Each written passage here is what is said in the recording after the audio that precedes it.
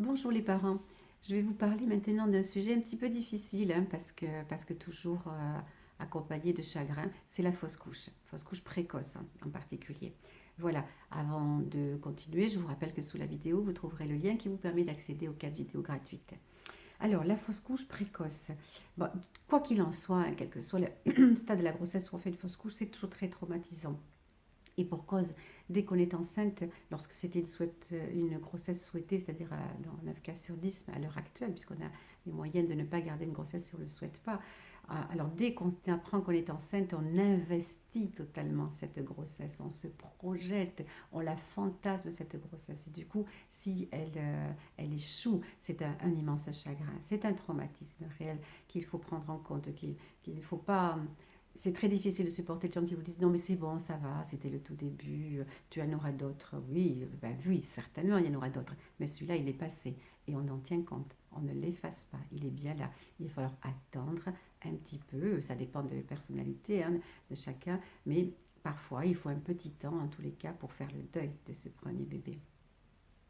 Alors, donc là, on parle des fausses couches précoces. Ça veut dire des fausses couches qui apparaissent les 2 premiers mois et parfois jusqu'au 3e mois. Voilà. Alors, elles sont pas plus pardon, elles ne sont pas plus fréquentes qu'autrefois. Il y en a toujours eu autant. Ça n'est absolument pas rare. Simplement, à l'heure actuelle, on a les moyens de détecter, oui, on va dire de diagnostiquer une grossesse tellement tôt, notamment grâce à l'échographie de datation, c'est tellement tôt, dès les vraiment toutes premières semaines de grossesse, voilà, on en prend conscience tout de suite. À l'heure actuelle, dès qu'on a un retard de règles de quelques jours, on a des tests très fiables et donc on sait qu'on est enceinte. Hein.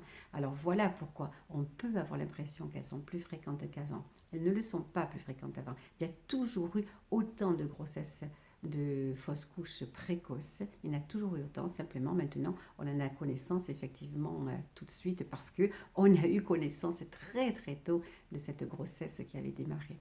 Alors les causes des fausses couches précoces. Alors, il y a plusieurs causes, mais moi je vous en donner deux qui sont les plus fréquentes. Ce sont les aberrations chromosomiques. Les aberrations chromosomiques, c'est donc euh, des chromosomes qui ne sont pas idéaux en tous les cas, et qui vont mener vers des anomalies très fortes, importantes, et qui feraient en sorte qu'on aurait des enfants qui ne seraient pas viables la plupart du temps.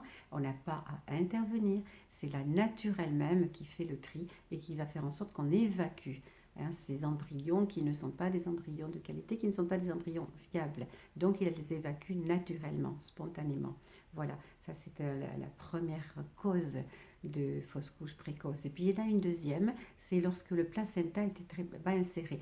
Mais on l'a déjà dit dans notre vidéo qu'un placenta bas inséré n'est pas quelque chose de gravissime. Non, là, moi, je parle d'un placenta très très bas, très près du col, qui risque de se décoller effectivement et d'entraîner une fausse couche. Voilà, ce sont les deux causes les plus fréquentes de fausses couches précoces.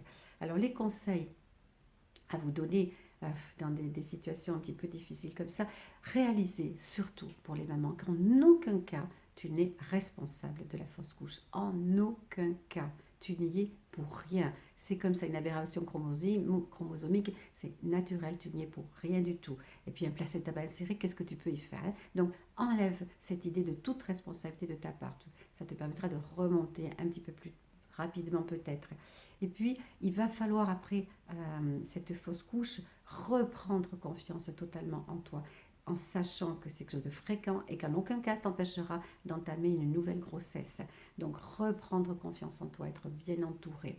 Et puis, enfin, peut-être un conseil pratique, mais moi je l'ai toujours pratiqué, mes filles aussi et beaucoup de personnes autour de nous, ne pas annoncer à toute la famille et tous les amis très proches, peut-être si tu en éprouves le besoin, certainement hein, le ou la partenaire et peut-être tes parents, mais c'est tout. Ne pas annoncer la grossesse à trop de monde trop tôt, au moins jusqu'aux 3 mois révolus. Hein, parce que bah, tout simplement, une fois que la grossesse est annoncée, si la grossesse échoue, il va falloir à nouveau redire à tout le monde que non, il n'y a plus de grossesse lorsqu'on viendra te demander des nouvelles. Et ça va raviver ton chagrin. Voilà, tout simplement. Bon, là aussi, hein, sur le blog, si vous souhaitez beaucoup plus d'infos, j'ai fait un article qui va beaucoup plus loin. Vous pouvez aller le lire. Ça vous apportera des infos supplémentaires. Voilà mes petites mamans, je vous souhaite une excellente journée. N'oubliez pas de vous abonner si vous ne l'avez pas encore fait et puis peut-être de partager la vidéo. Et puis voilà, et puis je vous retrouve sur une prochaine vidéo. Ciao!